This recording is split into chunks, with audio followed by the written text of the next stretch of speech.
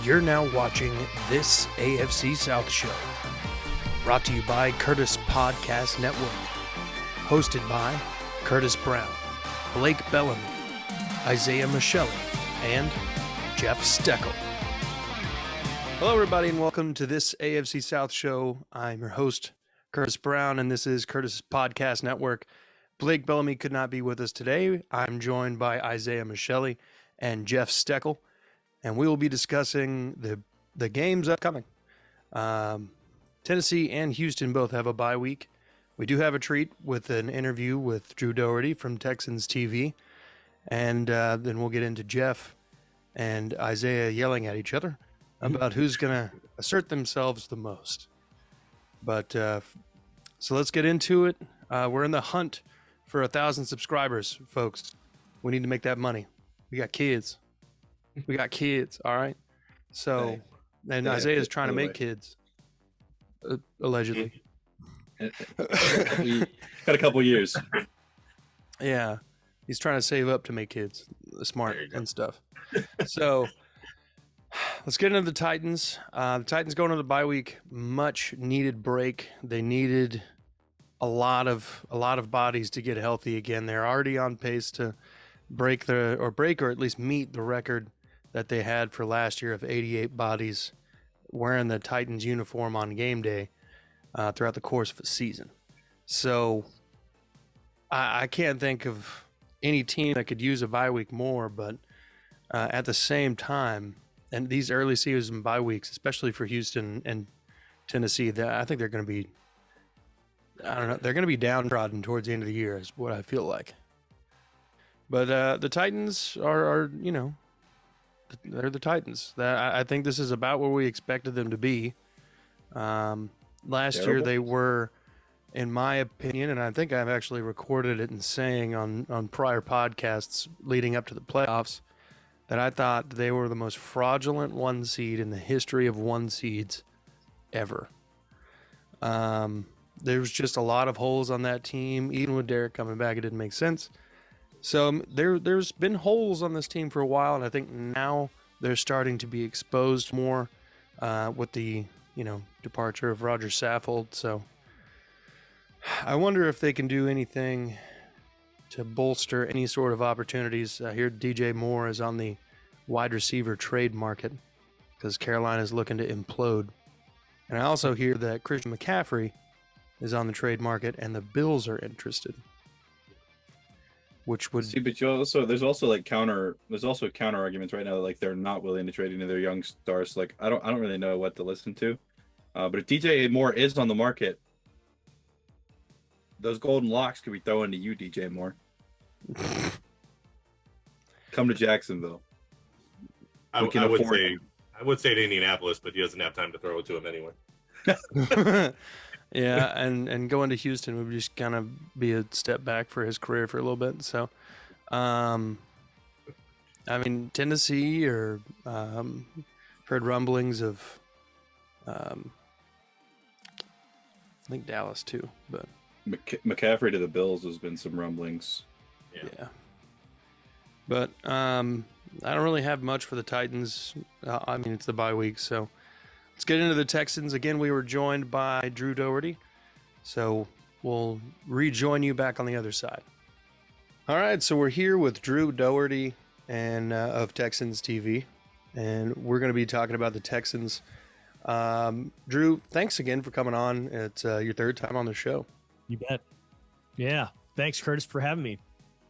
Well, big fan of all the shows that you do. I love the Extra Point. I watch it every single time it comes out.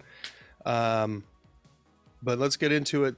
Houston finally gets its first win in the column.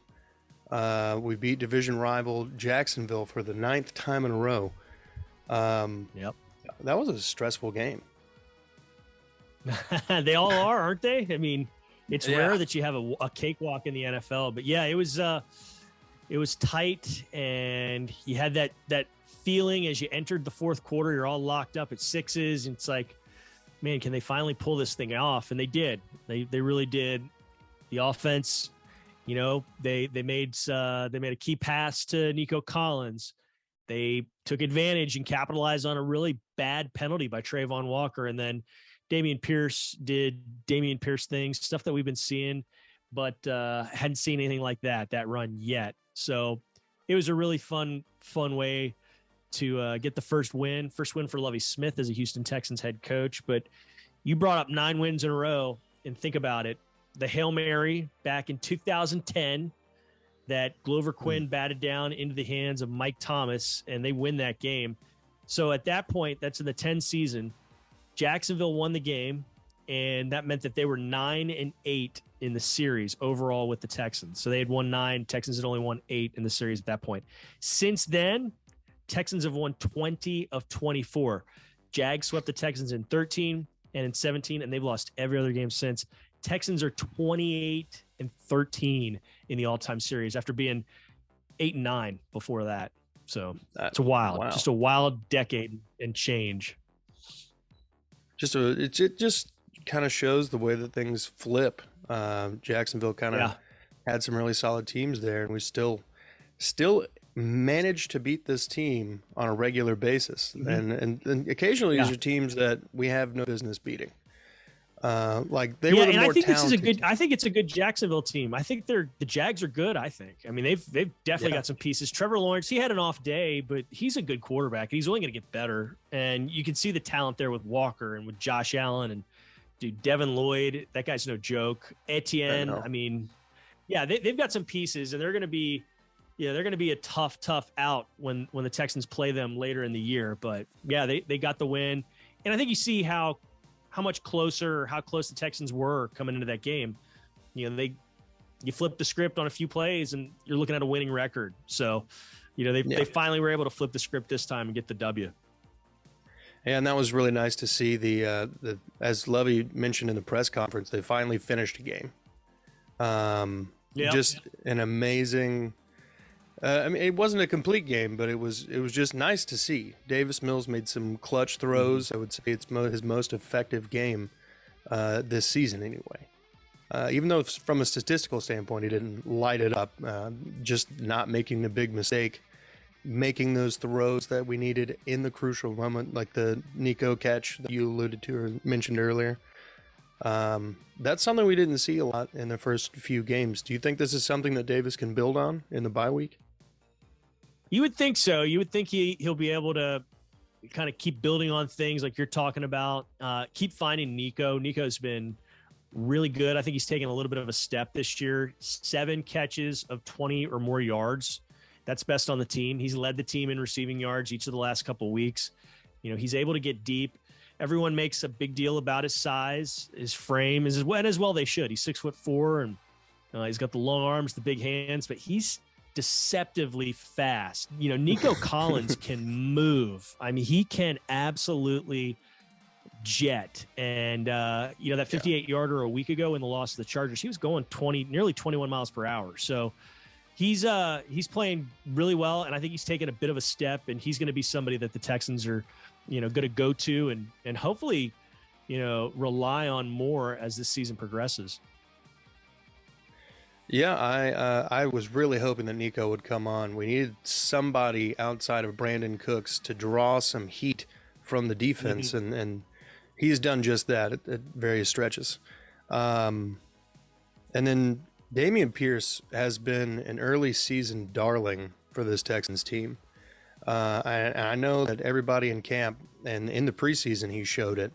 But what do you think? Have we seen any sort of the ceiling for this player yet? Not yet. And it was interesting. You saw on draft day when they play the highlights from his college career. It's like, that guy runs with violence. I mean, that guy, he can deal some stuff out. But you think, well, why wasn't he used at Florida? Maybe there was something going on that we just didn't know about, and that's why he wasn't used too well or too much, and not too well, and he dropped down to where he did in the draft. But by now, a month or so in, it's looking like what the heck was going on there, because you didn't see it so much in OTAs because it's all on air and you're not really hitting or anything and there's no pads. But once training camp started, you'd see glimpses of this, because you would see him go into the line and then bam, he would shoot into the secondary at a rate that we haven't seen any running back around here do in quite some time. And then you get excited about that, but then you think, well, it's just practice, it's just training camp, so you got to temper your expectations. And then the first preseason game comes, and he averages 9+ yards a carry, and he does it with violence, and he gets, good yardage. Excuse me. And you're really excited then. So much so that the Texans didn't even play him in that second preseason game because it was like, yeah, we've seen enough. He's our guy. Right. Then he has another good game in the third preseason game. But then, you always got that, yeah, but it's the preseason. And then, the season starts and he starts doing what he's done. And you could argue he's not been given the ball enough. You could give it to him more. And you finally, pound the rock with him this last weekend. And he does that 20-yarder energized not just the sidelines, or not just the offense, but the defense, everybody on the sidelines, the coaches, the fan base. I mean, that was a massive, massive play. Certainly the play of the season. And it's one of the best runs in franchise history. Excuse me.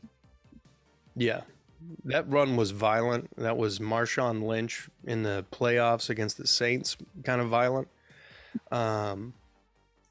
I mean, look, I knew he could break some tackles, but I'm pretty sure there was actually a PFF stat that he had 17 forced missed tackles in that game. I think that's what this stat. And then the next gen stat, which is the highest they've ever recorded. Yeah. And on top of that, the next gen stat also came out that on 22 of his 26 carries, he was facing at least 7 men in the box, if not more. So that kind of goes back to what I was saying about Nico Collins. Maybe if teams start recognizing what a threat Nico Collins is and can be, do they back off a little bit on the line? Does that open things up for Pierce? Because if that happens, I mean, then he's got even less muck and mire to contend with, and you think he can maybe even do better. So it's a good little quandary. Excuse me, I got a tickle in my throat. But it's a good little quandary for the Texans offense and really the defenses that they'll face. And you get Cooks involved, you get the tight ends more involved as this offense progresses. It could be a real nice problem to present to other teams.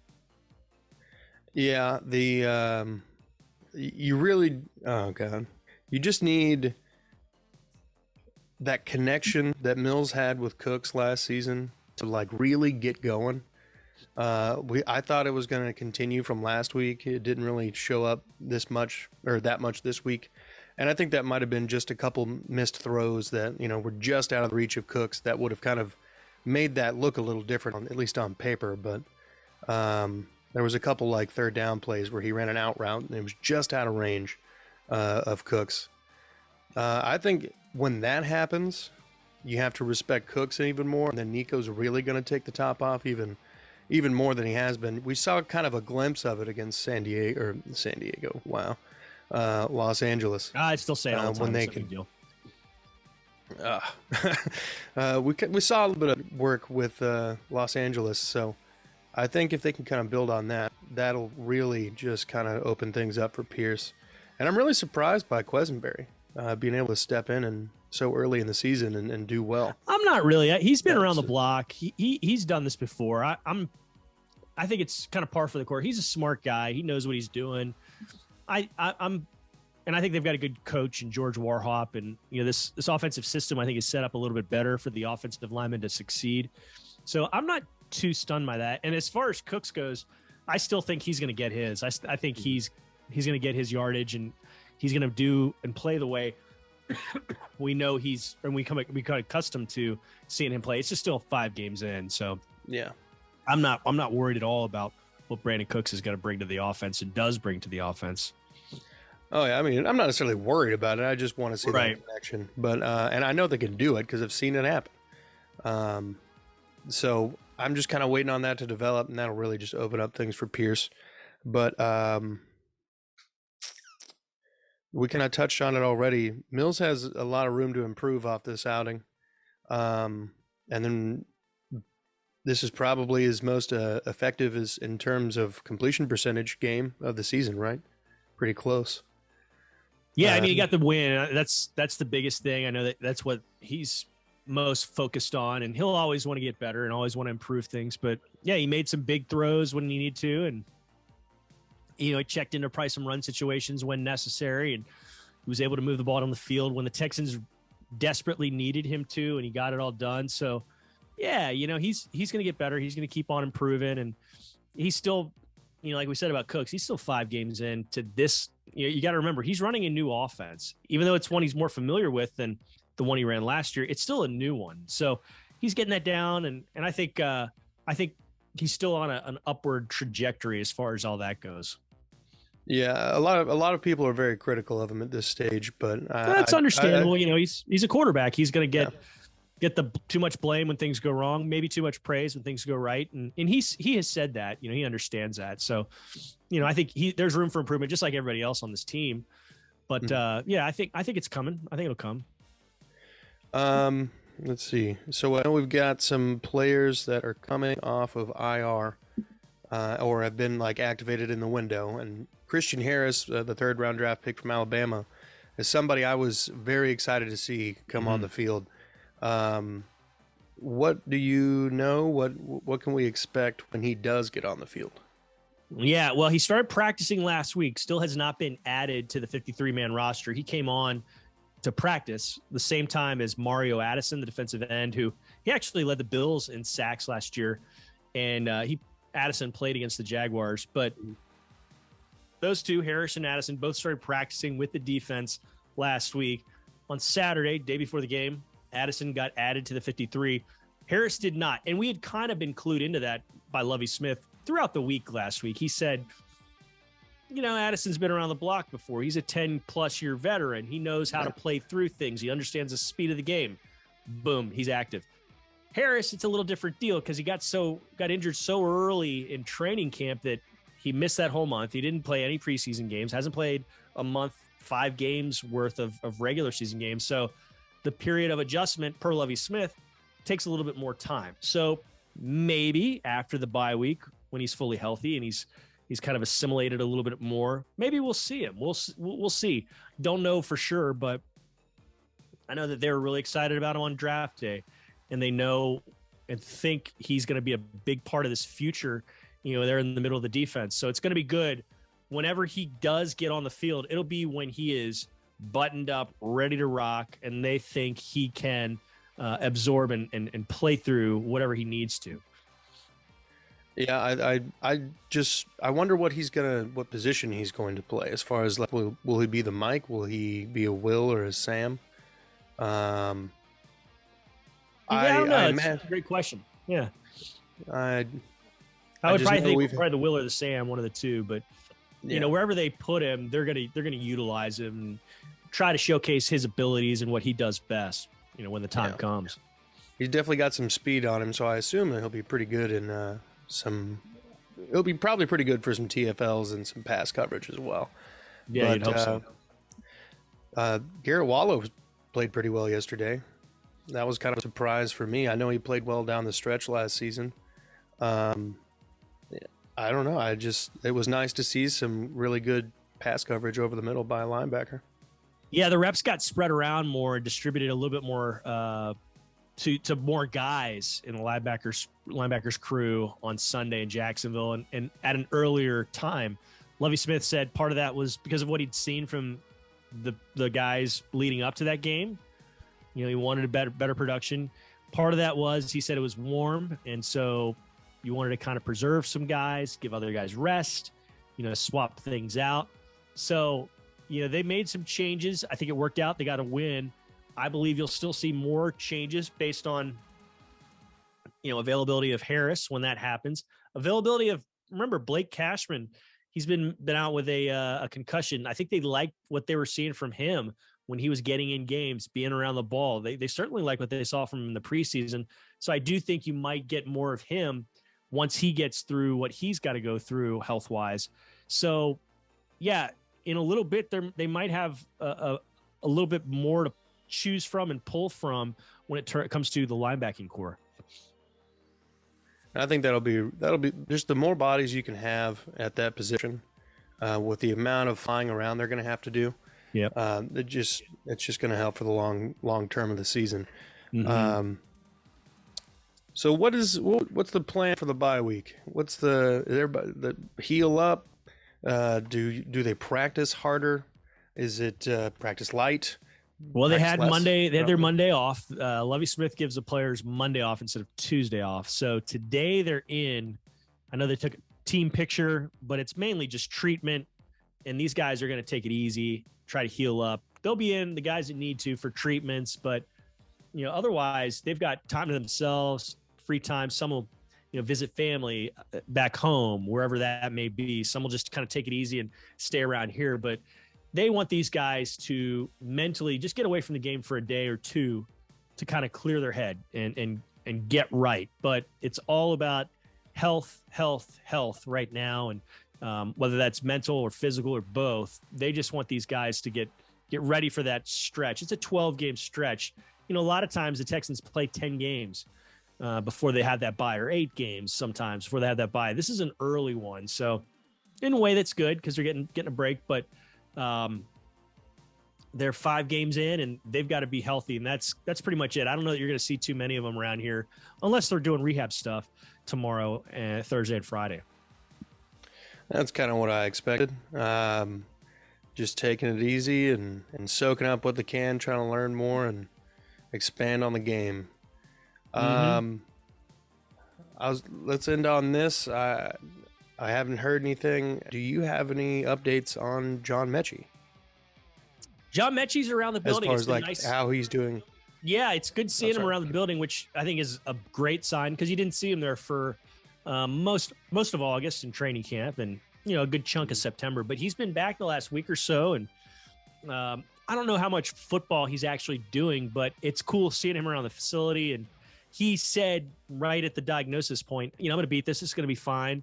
A lot of people will come back from this. So, based off of that, that's a good thing. He was at the last home game against the Chargers, and there was a video done on him and a nice moment where they put him on the video boards near the end of the first quarter. He raised his hand, acknowledged the crowd, got a nice ovation. So, yeah, Texans could use him. He's a great player.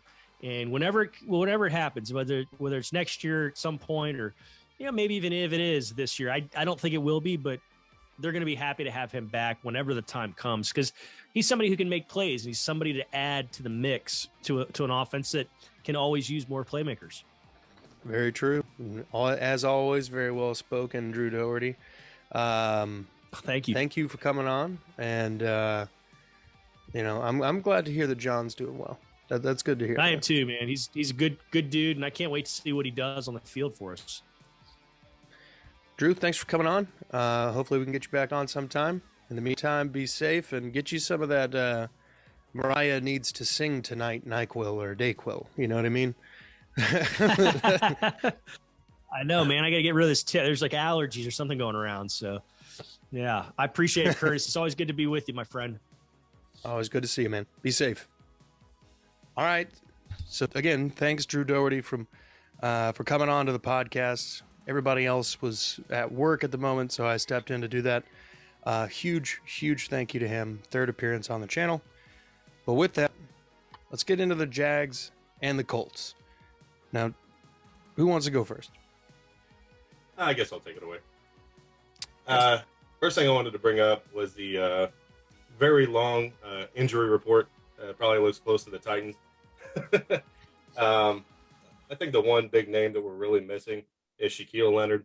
I really miss Darius, but he's got a concussion, neck back. He'd make a huge difference on the defense. But on that note, I think that's where the Colts are going to win the game against Jacksonville. They've been quietly very, very good. I think they rank in the top 10 in average points allowed per game. I think it's like 18 points. And some couple little interesting numbers about them. They've allowed, I believe, in the fourth quarter, I think in the entire season, just 2 conversions on 3rd down out of like 21. Maybe that's the last few games, but they've been really good. In fact, I think over the last 3 games, they've only let up 1 fourth quarter touchdown. So that defense has been very good, especially in the second half. But against Jacksonville, they really never get any pressure on Trevor Lawrence. He's allowed to stand back there, kind of read a comic book, call his grandma, let him know what's happening. Yeah. And he's had all day. And he's a good quarterback. He's on the up and up. if you give him time, he's going to pick you apart. So it's going to be really important to get pressure on him. But on the other side, I mean, I know most people are probably going to expect me to say run the ball is the way the Colts are going to win. But right now, there's not a single defense out there that I think is intimidated by our offensive line. They've been bad, to say the least. And right now, defenses are just pinning their ears back and getting in the backfield. It doesn't really matter if it's a run or a pass. They know Matt Ryan isn't a threat to take off. So I really think they're going to need to come out aggressive, up-tempo, and passing to open up their run game. And I talked about that in the last show. They've got a lot of speed at wide receiver. I think they're all pretty good route runners. So I really think they need to do short, fast, quick drops, get it out of Ryan's hands fast, and make the defense kind of back up a little bit to open up their run game. But I do think it'll be really low scoring. Jacksonville has a great front seven, so I think it'll be low scoring, but I think the Colts will take it by, I'd say it's a 3-point game. Hell yeah. Merch link in the description. Isaiah? So, as the young first overall pick Trayvon Walker said, there's motivation knowing that there's, he pauses, we'll call it a sitting duck in the backfield. You know, we're excited to get after the passer. With the way that the line has been playing for the Colts, we've got a couple guys that can really get after the quarterback after playing against the Texans. I'm not really sure how confident I am in just letting them pin their ears back because they might not do shit anyways, considering we were playing one of the worst offensive lines in the league last week and, got, 0 sacks? One sack? 0 sacks? 1 sack? It was a low cone. It might have. Oh, yeah, that's right. It's our freaking linebacker. Our middle linebackers duoed up and freaking got a sack. Run the damn ball. Run the ball. I can't say it enough. Last time I played the Colts, we ran it 32, 36 times, somewhere in that range. We won the game. The other games we've lost, we don't run the ball. Travis Etienne, if he gets 15 plus touches, he's getting 150 plus yards in total. Like total yards, I'm calling it right now. If they give him the ball 15 or more times in total, he's getting 150 plus yards and maybe even a touchdown or two. Last week, it's recorded for quality assurance, but last week he had a really good game. He was averaging 7.1 on the ground. He's averaging 14.3, I believe I said, on through the air. I mean, those are really good numbers. On 13 touches, he had over 100 yards. I mean, he's heating up. I think Robinson is good, but I think that outside of the 20-yard line, 30-yard line, Robinson might not be getting as many touches anymore if Etienne continues to heat up like he has. I mean, he is a big threat at Clemson at any point in the field. He's bigger than he was at Clemson. He's showing he can take on a little bit more of an inside run role. He's been really cutting back, making good cutbacks. I think a key to us winning is not relying on Trevor as much, not because he can't do it, but as more of the fact of if you're having a good run game, you run to open up the pass. You don't pass to open up the pass. You don't pass to open up the run. You run to open up the pass. You run to open up the run. I mean, you just run the freaking ball. just run the ball. But Trevor, he's shown that whenever he's got Zay Jones and his guys and they're getting open, he can do stuff. I mean, the Texans took him away last week, hoping that the Colts secondary doesn't do the same. But Stephon Gilmore played really good last game. He's coming off a hot game.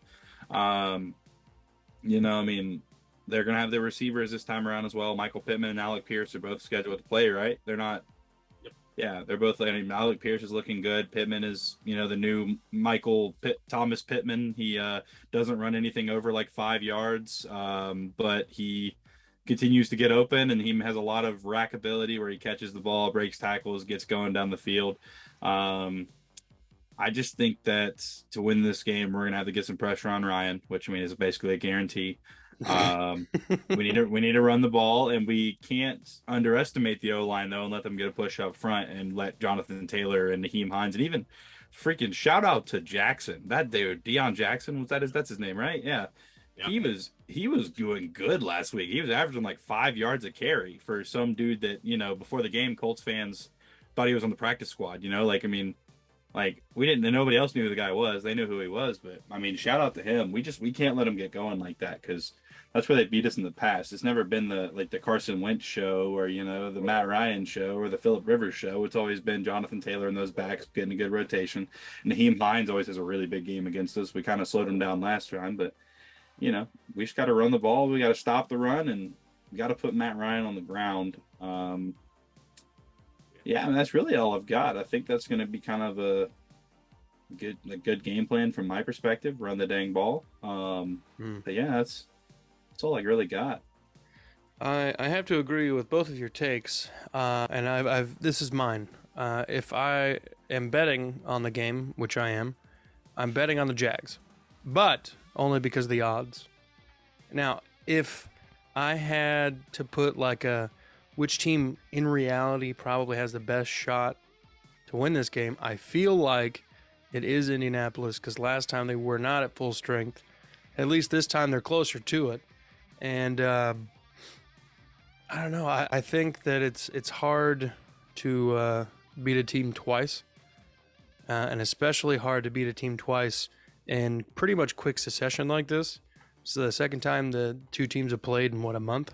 So I don't know. Those kind of games are always a little dicey. You see somebody that quick, your feelings from the last game are still pretty fresh.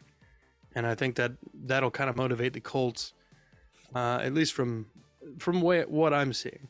Now, again, the Jags could come out and actually have a very good game plan that would have worked against any wide receiver core in the league or something. Maybe it's just something that the horseshoe on the helmet just can't, that teal just reflects in their eyes or something. I don't know. I have no idea what's going on there, but God, I'm pretty sure I chose the Jags and then pick them. But I feel in my heart that there's a really a 54% chance the Colts win this game. Just because. Go ahead. The biggest thing is like I said before, they've got to protect Ryan, and they have to call the plays that are going to get the ball out fast. I think he's already up to 21 sacks, which is, I guess, leading the league. I don't want to make it like a celebratory thing. Actually, Carson Wentz got sacked for the 22nd time in passing. Oh, okay. Carson Wentz now. No, I get it. I'm just saying. Carson Wentz officially leads the leagues in sacks taken. But I think, it'll be. I'm sure it'll be overtaken again. I'm sure. But comparatively, I think it was 2018 or 2019. The Colts O-line gave up 18 sacks in the season. Yeah. So they're already at a season high in 5 weeks. It's just they've got to do something. If they know the line is trash, they got to change it up better on play calling. He's become too predictable, I guess is the word best to describe Reich. They announced the uniforms for the game, and we're wearing the same white on black uniforms we wore in week 2. Fair enough. So hopefully we can bring back some magic, and I don't know. Well, I don't think it's going to help. I don't know. Trevor Lawrence did not have a great week last week against the Texans. Not to say that Matt Ryan had a much better time against the Broncos, but I mean, this is a game with two quarterbacks who were supposed to be when Trevor Lawrence was drafted, everybody immediately labeled him generational talent without ever seeing him step on the field. And then when Matt Ryan gets traded to Indianapolis, a lot of people were like, okay, this makes the Colts Super Bowl favorites. And here we are heading into week 6. And Trevor Lawrence has had as many good games as he's had bad games. And Matt Ryan has had more bad games than good games. And then, most of Matt Ryan's statistical production comes late in the game because they're down and trying to come back. I mean, I think even in that loss against the Jaguars, he still had 250 plus. Yeah, he's thrown through 350, I think, twice now. Yeah. So. Which is more than Davis Mills has thrown for at any point. So on the season. Basically. Throws 140 yards against that Jags defense. Oh, man.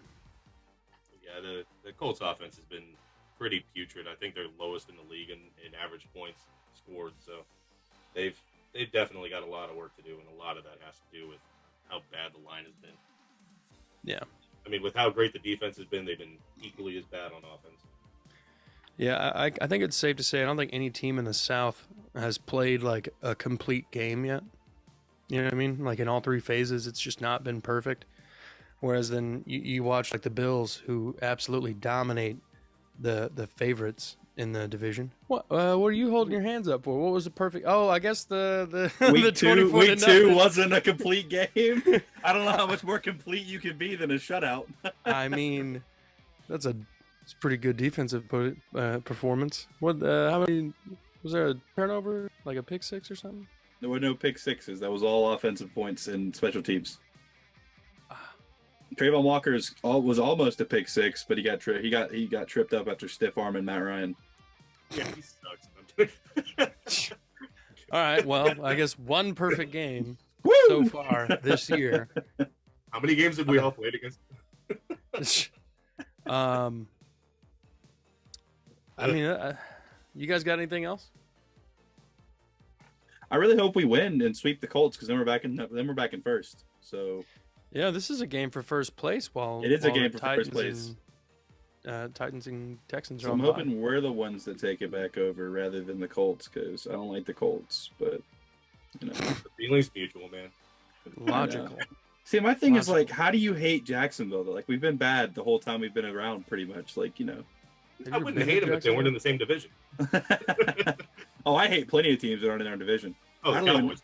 even hate the Texans. I like the Texans personally, but like, you know, Cowboys, Nah, Ravens, Patriots. I have to hate the Patriots. Patriots. Oh yeah, Yeah. yeah. If you I have to hate you don't hate the Patriots, like if you don't hate the Patriots, you're not an NFL fan. That's not a Patriots fan. Like, You're certainly not a Colts fan. There's not a single Colts fan that wants any trades or anything to do with the Patriots.